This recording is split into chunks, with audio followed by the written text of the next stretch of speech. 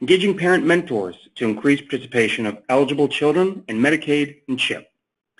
My name is Jason Worden, and I work closely with CMS in the Connecting Kids to Coverage National Campaign to support the enrollment of more children and families in free and low-cost healthcare coverage through Medicaid and the Children's Health Insurance Program, better known as CHIP. In some communities, parent mentors are connecting children to health coverage, and parent mentors educate families with uninsured children about health insurance options and assist them with completing and submitting applications to get these families covered. We will be joined today by Dr. Glenn Flores, who will be sharing a phenomenal overview of how exactly parent mentors are put into practice. Before we get to Dr. Flores, who we are delighted to have with us, I did want to share a few housekeeping items for all involved on how we can best access the webinar platform today. So before we do share the agenda and introduce our CMS team, please do note that your meeting control panel is located on the right side of your screen, and it will automatically minimize if you're not using it. If you need to expand that panel, just click the orange and white arrow button on the control panel grab bar. There are two ways to listen to this webinar today. The audio section, within it you can select either telephone or mic and speakers, and your audio line will be muted for the duration of this webinar. If you'd like to engage with us, there will be a Q&A period at the end, and we do ask that you share any questions that you may have at any time during the webinar. You can share those in the chat function of the panel navigated at the right hand of your screen, and we will again address all of those questions at the end of today's session.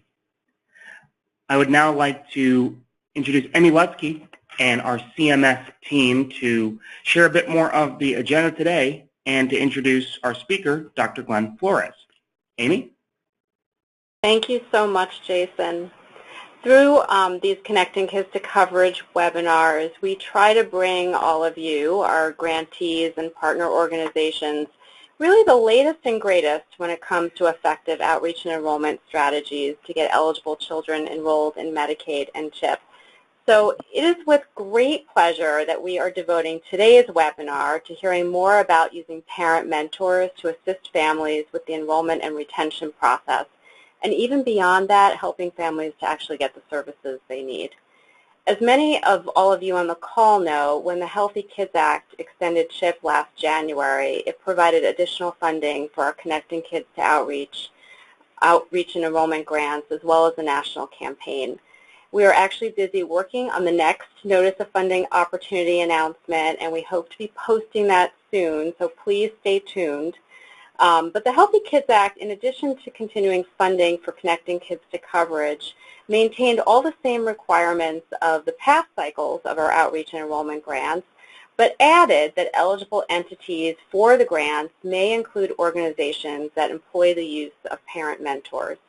The Healthy Kids Act does not require that grantees use parent mentors, but it is a strategy that grantees and other partner organizations that do enrollment assistance may want to consider. So we are delighted today to hear more about the strategy of using parent mentors and are honored to have the originator of this approach, Dr. Glenn Flores, joining us today.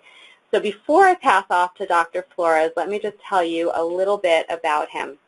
Dr. Flores is Chief Research Officer and Director of the Health Services Research Institute at Connecticut Children's Medical Center and Professor of Pediatrics and the Associate Chair of Research at the University of Connecticut School of Medicine.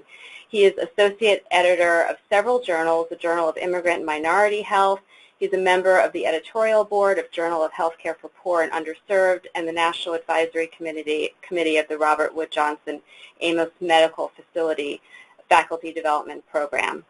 He has also received numerous awards, and he has authored well over 200 different publications. So we are thrilled and honored to have Dr. Flores with us today. And with that, Dr. Flores, I'm going to pass off to you.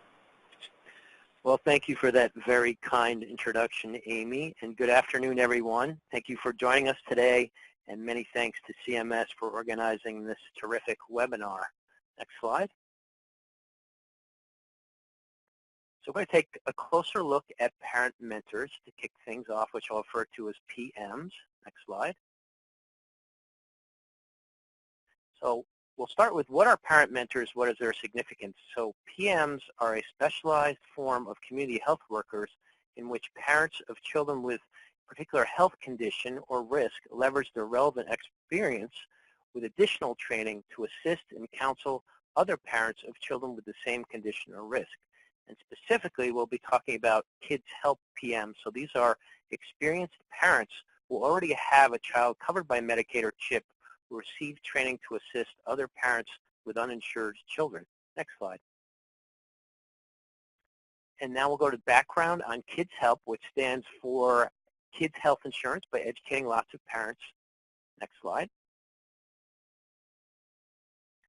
So we'll do now an overview of Kids Help and the purpose of this clinical research trial. Next slide. So what was the rationale for the trial? Well, there had never been one until now.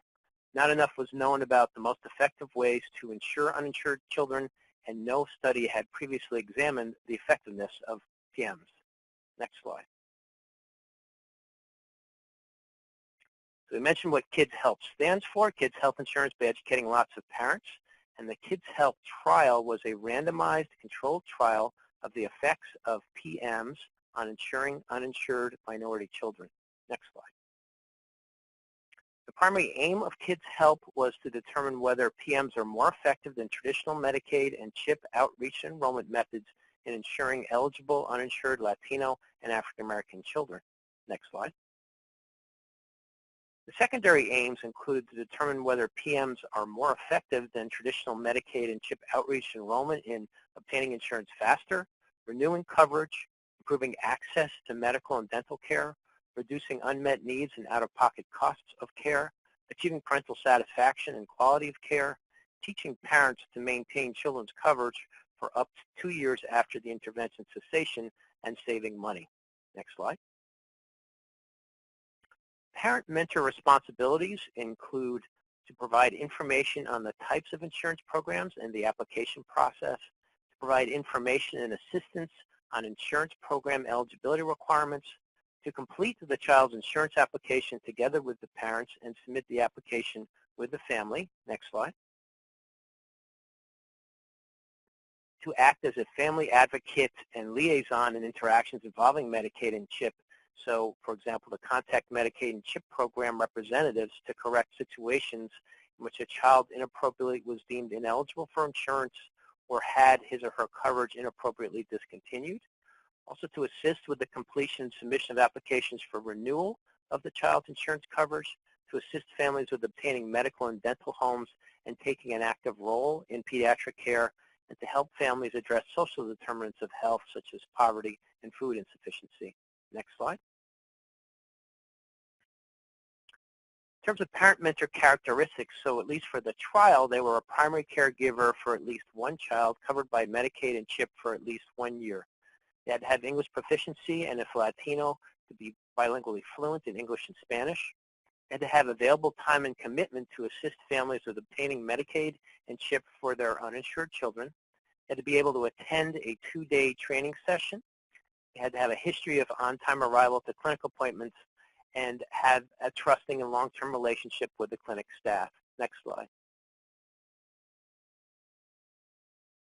So let's do a brief overview of parent mentor training. Next slide. So the setting for the study was the 7 Dallas communities with the highest proportion of uninsured and poor minority children, which are shown to the left. Next slide. And parent mentors underwent a 2-day training session where the following was discussed: the types of insurance programs, the application process, completing and submitting applications with parents, being a family advocate and liaison with Medicaid and CHIP programs, renewing coverage, obtaining pediatric and dental care and medical and dental homes, and helping families with food, clothing, and other social determinants of health. Next slide. In terms of parent mentor activities, PMs met with families in their homes and at community sites and contacted them regularly via phone, emails, and texting, and PMs followed up to 10 families at a time. Next slide. And here are some links if you want to get more information about parent mentor screening and training. These are video links, and There's also complete information about the program and the training sessions themselves on some links that will be provided later to you by CMS. Next slide. So now we'll turn to study outcomes. Next slide. So what we found was that PMs are significantly more effective in covering kids than traditional methods. So we found a significantly higher proportion of the parent-mentor group obtained health insurance versus the control group at 95% versus 68%. And in this slide, you see the percent insured on the y-axis, the time to insurance on the x-axis. You have the red squares as the intervention group, the PMs, and then the blue diamonds are the control. And you can see very quickly there was a separation in terms of proportion insured until you get 1 year out. You see that difference of 95 versus 68%. Next slide.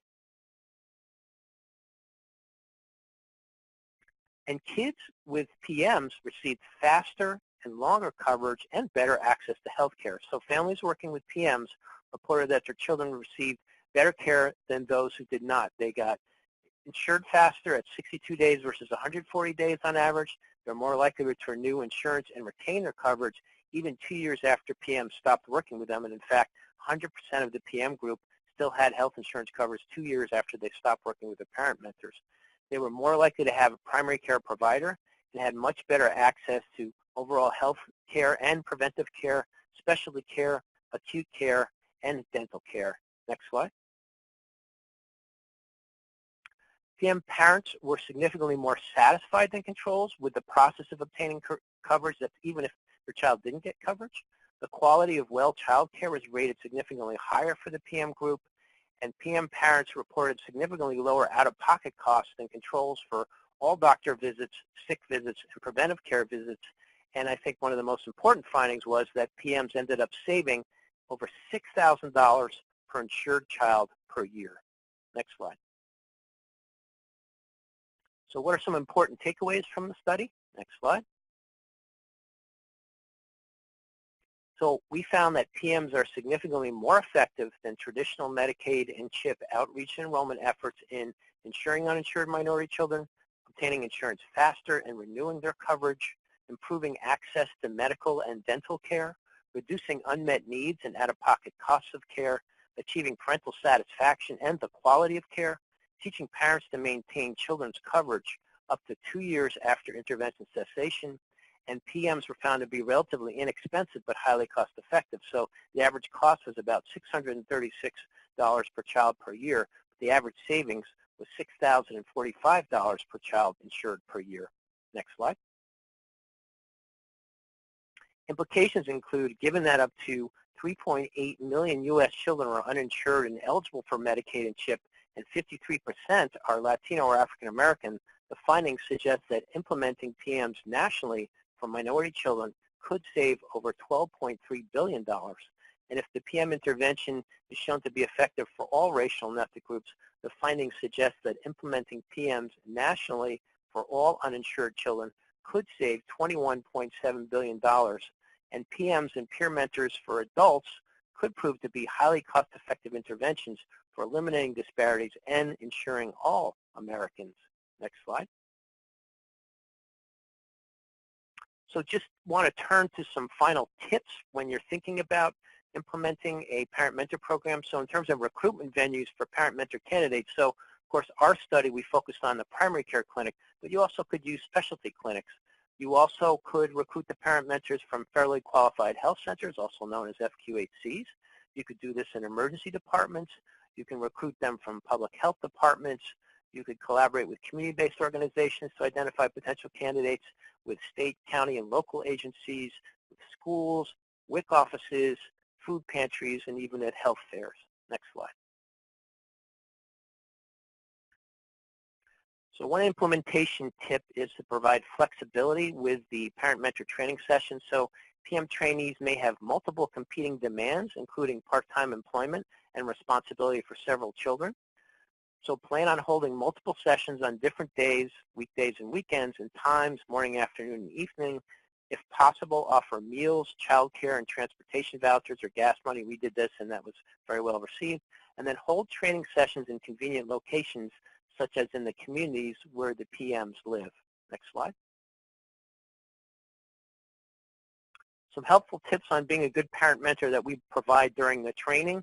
So we want our parent mentors to be understanding, to let the speaker finish, i.e. the parents that they're working with, finish listening before you talk, ask questions, give families positive feedback, and then give suggestions. Next slide.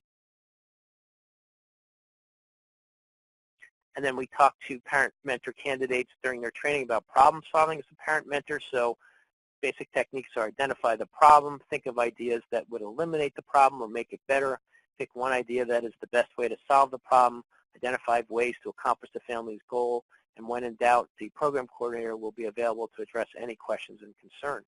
Next slide. Another important implementation tip is the importance of ongoing monitoring of parent mentors. So PMs should maintain careful logs of all contacts with target families, including the dates and times of all texts, phone calls, emails, and home visits. And this facilitates quality control, ensures that PMs are reaching out to families enough to be effective, identifies areas where additional training may be needed, and allows detection of underperformance and specific corrective action as needed. Next slide. Some potential challenges and solutions. So poor and low-income families who are eligible for Medicaid and CHIP, we find move often with frequent changes of address and phone numbers. So it's important to have PMs obtain as much contact information as possible for the parents who have the uninsured children, including cell and landline numbers and the addresses of all family members, close relatives, and several friends. PMs might also ask for both home and work addresses, and home visits and registered letters may be necessary for non-responding families. Next slide. Another implementation tip is assisting families with insurance renewal. So it's important for PMs to anticipate assisting families with insurance renewal well ahead of the deadline, because non-renewal, we found, is one of the most common causes of children losing their Medicaid and CHIP coverage. And preparation time to obtain pay stubs and complete forms may be substantial, so the PM having a good head start with a family is absolutely critical. Next slide. So now I want to turn it over to the CMS staff for the wrap-up.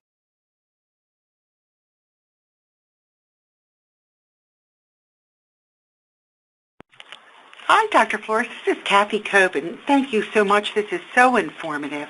I'm just wondering, is there, I ask this question a lot, when you were doing all this work, was there anything that was particularly surprising to you, or an example of a challenge or success with one of the parents that might further demonstrate how great your program is? You know, that anything that we can just gather a bit more information about some of your rich experiences that you've had with this.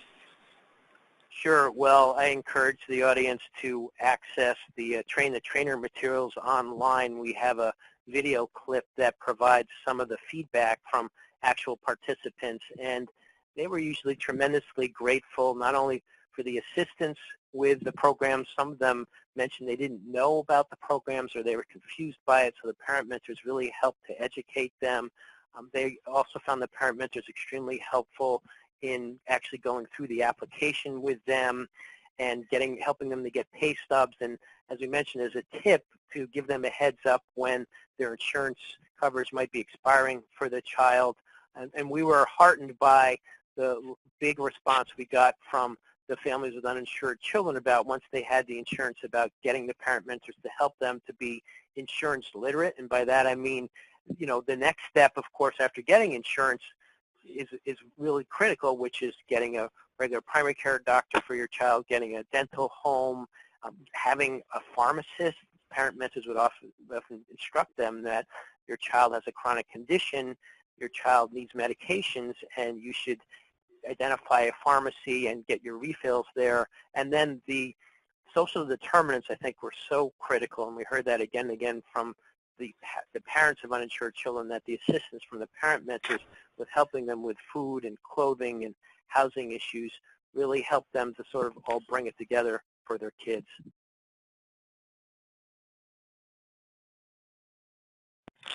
Dr. Flores, you've really got me thinking here. So one other question. When a parent mentor, when it didn't work out for you and this was not a good role for them, what were the main obstacles you found with that would give a person that was interested in this just a heads up about something to anticipate and perhaps problem solve in advance with? Yeah, so one thing that we were very careful about was to screen for our parent mentor candidates. So we first of all wanted to make sure that they fit the criteria of having had experience with Medicaid and CHIP by having a child who had been on either for at least a year.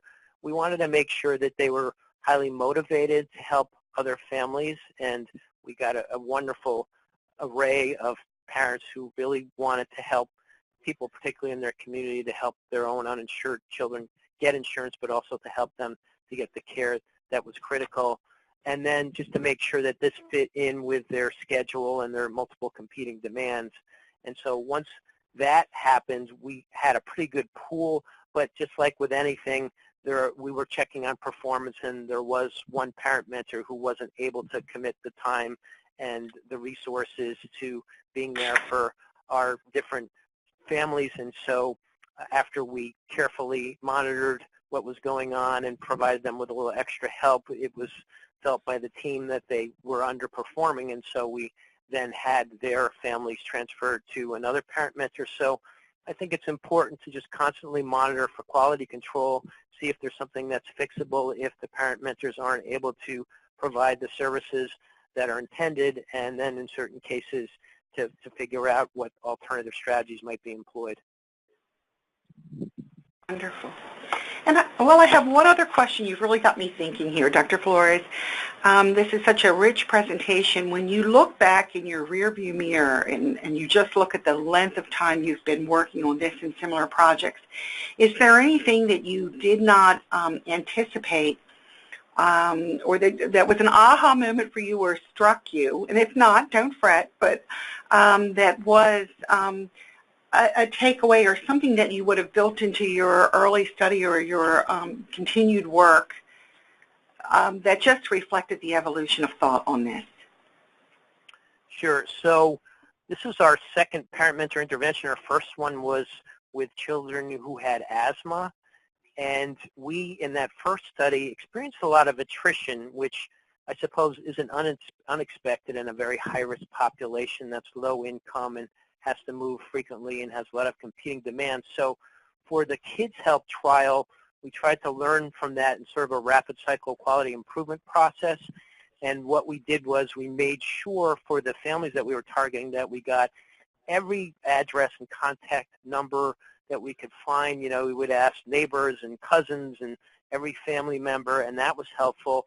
We also were a little more aggressive about intervening in terms of if we were having trouble following up with the family, if the parent mentor was having difficulty, we would have the team pay a home visit, and that was extremely helpful because, you know, face-to-face, I think having that parent mentor contact nudged them toward doing the right thing. And we also would sometimes send certified letters and try to work with the Postal Service because with families who moved, it was sometimes difficult to find where they had moved to. Occasionally people would move out of state, so we had to then be careful about making sure that they still had the opportunity to insure their child, particularly if it was a complicated circumstance where the parent was out of state but the child was still with grandma. And so I think it was mostly doing a rapid cycle of improvement progress both between those two studies, and then as we were doing this study, figuring out where we needed to make strategic improvements so that parent mentors maintain that contact and were able to get us to the finish line in terms of getting the coverage for the children. That's so helpful, Dr. Flores. Thank you. This is Amy. I wanted to ask a little bit more about, you know, I think one of the really interesting and important things about this strategy of using parent mentors is not just the focus on enrollment and retention assistance, but, you know, serving more broadly as a problem solver for the family. And I wondered if you could talk a little bit about, you know, if there were certain types of challenges and problems that the parent mentors were more likely to encounter. Yeah, so we conducted this study in Texas, and I assume there might be some people on the phone call from Texas, and so we figured that if we could do this in Texas, we could do it almost anywhere, just because I think it was a little more challenging for parents of uninsured kids in Texas who are, even though they were eligible for Medicaid and CHIP, to actually be able to get through the process, because we were finding that they just didn't know about the program. So the first barrier was informing them about it and having them understand that their child was eligible for one of them. You know, some of the parents who had had their kid on Medicaid previously and then lost that coverage thought they weren't eligible for anything and didn't know about the CHIP eligibility. So I think that educational component was really important. And then I think the fact that they were able to address the other issues at the same time, so not just stopping at the coverage, that was really important. We had done an earlier trial using community health workers in Massachusetts and found that that was really effective, but we didn't look at some of the other outcomes. And so the fact that we were able to connect these parents through parent mentors to primary care providers and help them with medical and dental homes, I think that was critical, and those were barriers for those families that they had previously faced. And we know that a lot of these kids had chronic conditions. And then the social determinants, you know, you can provide a child with health insurance and with a primary care doc, but if the family is confronting poverty and homelessness and having trouble feeding their child, then that can, of course, create major barriers to improving the child's health and health care. And so I think that was so critical for the parent mentors to have been trained about where do we refer a family that's having trouble with housing or with clothing or with food. And I think that meant a tremendous amount to the families that we served. And of course, the parent mentors found it tremendously rewarding as well. Thank you for that. Jason, I'm wondering if we want to open the line for questions or if you've gotten any through the chat box. We have received questions through the chat box, and we do encourage all of our attendees to continue to share your questions through the chat box on the GoToWebinar platform. To kick us off and share a few for your feedback and response, Dr. Flores, first we have from one of our attendees who is based in Florida, was asking about how we engage with parent mentors and identify who they are, where their parent mentors currently exist in their community by state, and what you recommend to search for parent mentors in your area. Yeah, so that's a wonderful question. And if you go back to the first tip slide, I suggested some places where you might think about recruiting candidates for parent mentors. So we use the primary care clinic where I practiced, and because we had many years of experience dealing with and taking care of these children and dealing with parents that we were so impressed with, and so it was a natural for us to ask them to think about becoming involved in our program. You could go to specialty clinics, particularly if you have a lot of uninsured children who have chronic conditions. The federally qualified health centers are a great place. We mentioned emergency departments, public health departments. There's some community-based organizations that they already have parents who have been working on helping the uninsured in their community, state, county, and local agencies, schools, WIC offices, food pantries, health fairs. I think these are just some of many venues that you might come up with to get really good candidates. Thank you so much, Dr. Flores. That was a great response. And we will note, before we say our next question, that all of this will also be followed up and available to be followed up via email, and we'll have additional information that follows this webinar through the Connecting Kids to Coverage campaign e-newsletter campaign notes. Our second question is in regard to compensation for parent mentors. Are you able to share any information on how compensation works and what level, if any, there is for parent mentors who are engaged on a regular basis following their training? Yeah, so what we did in our particular program was we provided a monthly stipend based on the number of families that the parent mentor was following. So In our case, we provided $50 per family per month, so we had a saturation level of up to 10 families that any given parent mentor could follow, and so they could earn up to $500 per month, so $6,000 a year. We had some constraints because we had federal funding for this project, and there was only so much we could devote to those stipends, but I could easily see this being a salaried position as well, or an hourly rate could be given. What we had focused on was parents who weren't working full-time, either part-time employment or no employment, just because we thought that would allow them enough time to do this and dedicate the time that they needed. Another thought is in certain states, it's still only a handful, they have community health worker funds that you can access at the state level.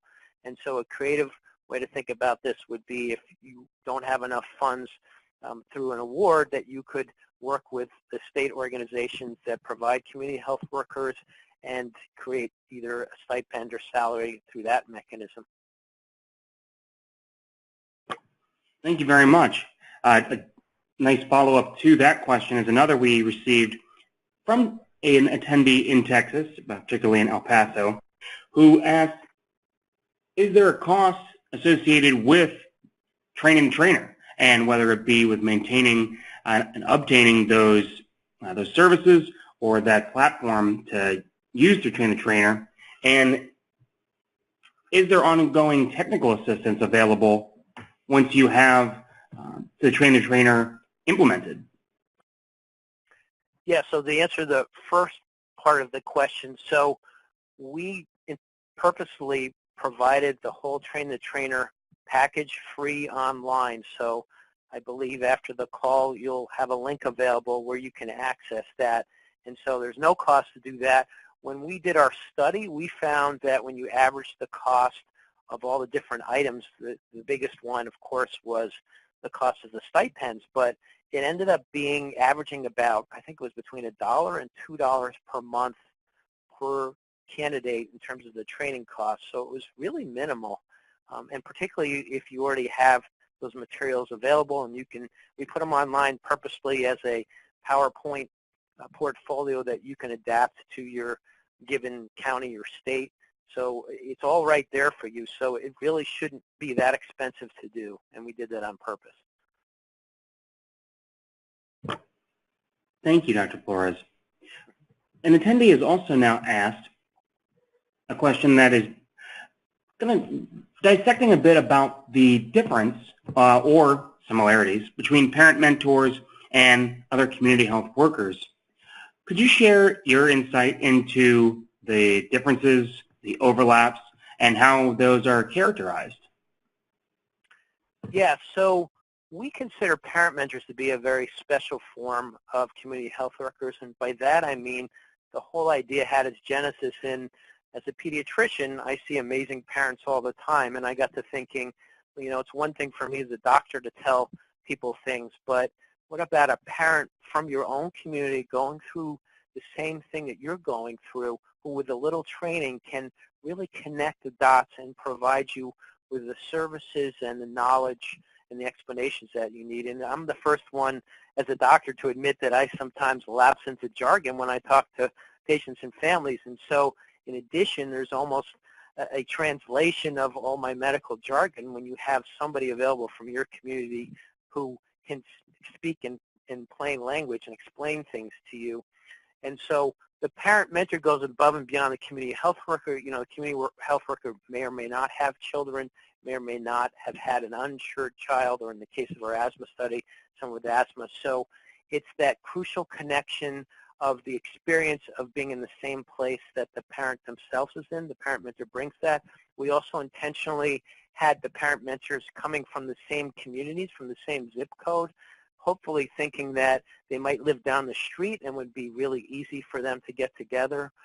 In the case of our focus on minority populations, we would usually match by race and ethnicity, and so I think that was powerful, particularly when there were language barriers for our Latino families. And then there's this whole sense of that you're really part of a community, in that there are all these other side benefits. So you're providing employment in communities that often are dealing with high unemployment rates. You're putting money back into those communities, and you're creating jobs, and so I think it's a win-win for everybody, and on top of that, you're ensuring uninsured children. And so I think that whole parent-mentor concept is a nice further enrichment of the whole community health worker concept. And in regards to you mentioning having paramentors right in your community, particularly with the opportunity for them being right down the street, is that ever considered a conflict of interest of any kind? Should there be an existing relationship between neighbors or community members?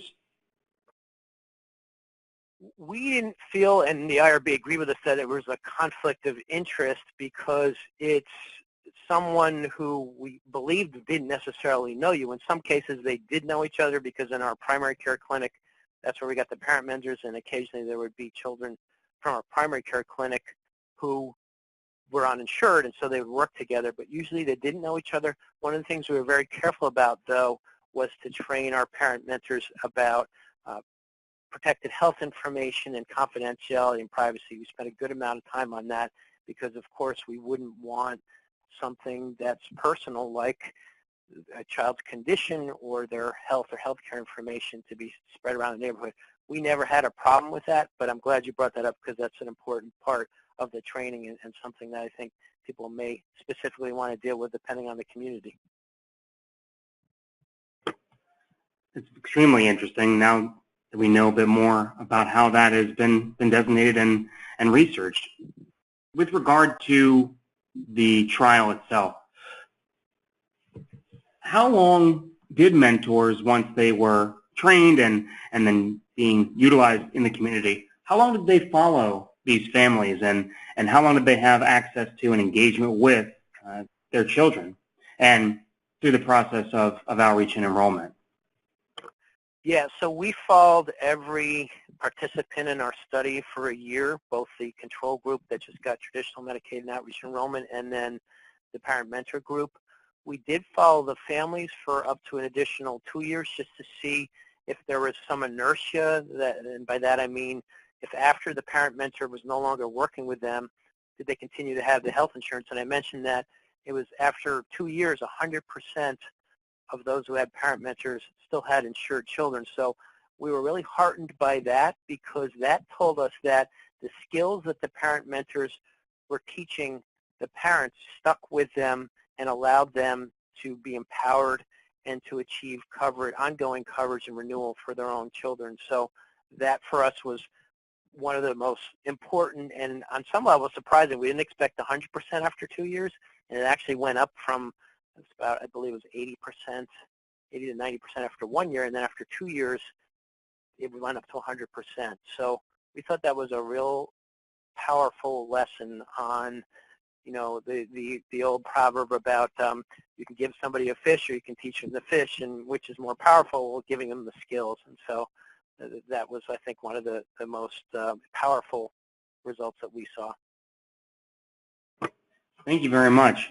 And with regard to those involved in that initial trial, you mentioned it'd be your first year out and then 2 years out. What level of engagement remains with those initial parent mentors?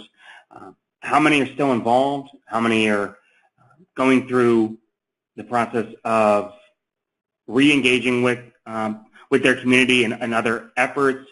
And do you recommend consistent training on a recurring basis to ensure that everyone, remains fully sharp on the skills that involved? Yeah, well, unfortunately, as is often the case when you do research, the NIH grant ran out after 6 years, and so there no longer was funding for the parent mentors. So this is where hopefully we now go to the implementation phase, and the combination of having federal legislation now that provides funds to do this and the wonderful work that CMS is doing, we hope that this will sustain itself. So that was the first part of your question. The second part was?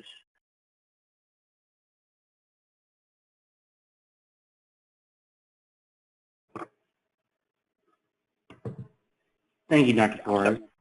I'm sorry, Jason, the second part, the first part was whether they were still doing this, and you had a second part? Well, you kind of answered the second part of that question with regard to how those folks can stay involved with either either being directly through parent mentors or staying engaged with their local community partners to provide a similar service and remain up to snuff on the skills that are involved. Oh, so yeah, so I wanted to remark on that too. So what we did do was throughout that 1 year when the parent mentors were following their families, we would check in with them and find out if they had additional questions so that we could fine-tune individually their training, because they did have questions about, for example, pay stubs and what was needed, and midway through the study, the renewal requirements changed in terms of the interval, and so we found it really helpful for them to check in with the program coordinator periodically, either through phone calls or in-person visits, and to either refresh some of their knowledge and skills or to provide them with new information. So I'm glad you brought that up, Jason, because I think that will be important as these programs roll out and sustain, that it's not just a one-time training process, but that you want to check in periodically and then provide some individual one-on-one advice and counseling. That provides a seamless transition, Dr. Flores, into talking about the Connecting Kids to Coverage campaign's bevy of materials. The campaign... Yes. This is CMS. We just wanted to know, and thank you for reading. I assume they were additional questions from the chat box. Is there any way to open the lines and see if there are more questions before we move on to a nice summary of the campaign materials? Our attendees are all on a listen-only function today. We've continued to track questions that are shared through the chat feature, and we'll be able to further respond to any additional questions in summary and follow-up via email following today's webinar. Okay, so there's no more questions, and we'll open the lines, but that's great. Go ahead then and continue on. Thank you very much. So the Outreach Tool Library, the Connecting Kids to Coverage campaign works with outreach grantees, a variety of partners from government agencies, community organizations, healthcare providers, schools, and many others to put all of this into practice and engage in outreach and enrollment methods that work best for them and their community. What we've discussed today is precisely how that has worked through the trial and engaging parent mentors as a very specific and very successful way of doing so, and ensuring that those who are uninsured can gain the proper coverage. As each of you in your communities and through the organizations from which you've joined today are looking to better instill your outreach and enrollment tactics throughout your community, the campaign offers a completely accessible and customizable guide for you to use and to put into practice. And that is available through the campaign at insurekidsnow.gov by way of the Outreach Tool Library. There you will see and find outreach materials that you can customize and make work for you in the best way possible in your community, from posters and palm cards, printable materials that can be plugged in with specific contact information and directives for and action items for your community, to videos and tip sheets, things that you can embed into newsletters and share through PTAs at your school and through the networks, again, in and around your community. They are multi-language materials as well that are available in many languages through the Outreach Tool Library. These webinars in particular provide a great access to what the campaign has to offer and truly hearing from our partners and what is working best for them. And it's been a phenomenal opportunity to hear directly from Dr. Flores on this unique, successful trial and engaging and expanding the network of parent mentors. As we did note, we will be sharing more on this in the Campaign Notes e-newsletter, the official newsletter on behalf of CMS's Connecting Kids to Coverage campaign. If you are interested in receiving that or in learning anything more about the campaign, we do invite you to visit insurekidsnow.gov or to email the campaign at connectingkids@cms.gov. insured.hhs.gov. And for all information on today's webinar and on materials that you can implement in your community, we do invite you to visit insuredkidsnow.gov for much more from today's webinar and forward on the campaign. We've gone through a series of questions, and we do appreciate everyone's feedback. We will reiterate that today's webinar will be recorded and shared for your access. It'll be also posted to and archived to the webinar's page of insuredkidsnow.gov. Any questions that were not answered or that were submitted separately, we will be following up again via email with additional responses and being sure that your inquiries are answered. We very much appreciate everyone's time today. We very much appreciate you, Dr. Flores, for joining us and for sharing this fascinating study and how it has been put into practice and the success since. We invite all to learn more about not just parent mentors, but the many initiatives that are available to you, our broader network, at insuredkidsnow.gov, all through the Connecting Kids to Coverage national campaign. We thank you for your time and hope you have a great day.